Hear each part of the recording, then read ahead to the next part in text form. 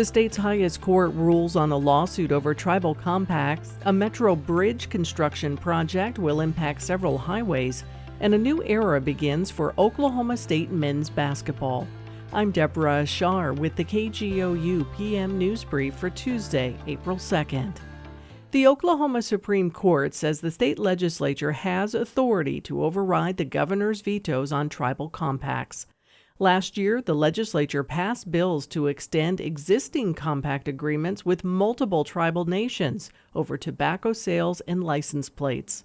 Governor Kevin Stitt rejected those extensions, and the legislature called a special session to override his vetoes.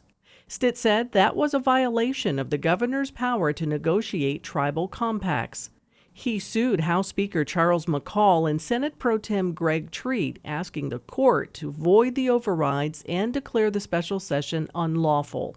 The Supreme Court ruled today the special legislative session was constitutional, and Stitt's vetoes were lawfully overridden. Treat says though he's pleased with the result, the suit was, quote, unproductive and a waste of taxpayer money. Construction on a bridge in the metro along a busy stretch of interstate is expected to start later this month. Crews will be working to replace bridge joints over the Oklahoma River.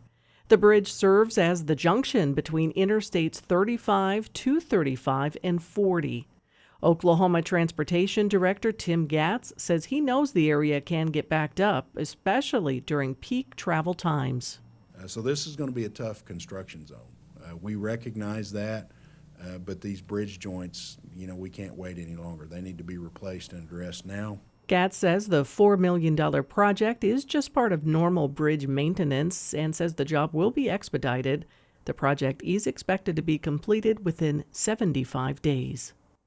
After an Oklahoma family lost their home to eminent domain in 2018, they were given 30 days to vacate the property. KGOU's Hannah France reports the family has now been awarded nearly $3 million in compensation, more than government appraisers tried to give them. An Oklahoma County jury awarded Wes and Samantha Brewer $2.9 million to compensate them for the taking of their home and nearly 50 acres of their private property for the construction of the Kickapoo Turnpike. The Oklahoma Turnpike Authority's appraisers originally concluded the family was owed $826,000, but the Brewers believed they were owed closer to $3 million. After a 4-day trial, the jury unanimously agreed the family was owed more money. The awarded amount also includes compensation for moving and storage expenses and damages caused to their remaining property. I'm Hannah France. In sports, Oklahoma State has a new men's basketball coach. Oklahoma Public Media Exchange's Ryan LaCroix reports the Cowboys announced the hire Monday afternoon. Steve Lutz is the 21st head coach in program history. He comes to OSU after just 1 year at Western Kentucky, where he led the Hilltoppers to their first Conference USA title and first NCAA tournament berth in 11 seasons. Prior to that, he spent 2 seasons as head coach at Texas A&M Corpus Christi, leading the Islanders to 2 conference titles and 2 NCAA tourney appearances. Lutz was formerly an assistant at several schools, including Purdue, Creighton, and SMU.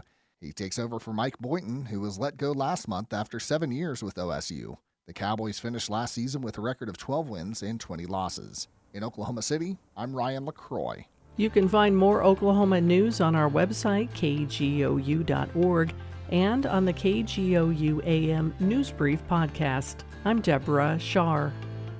At a time when information continues to come at us faster and faster, sometimes you need to hit pause and rewind. NPR's Throughline takes you back in time to the source of the news stories filling your feed. Find NPR's Throughline wherever you get your podcasts.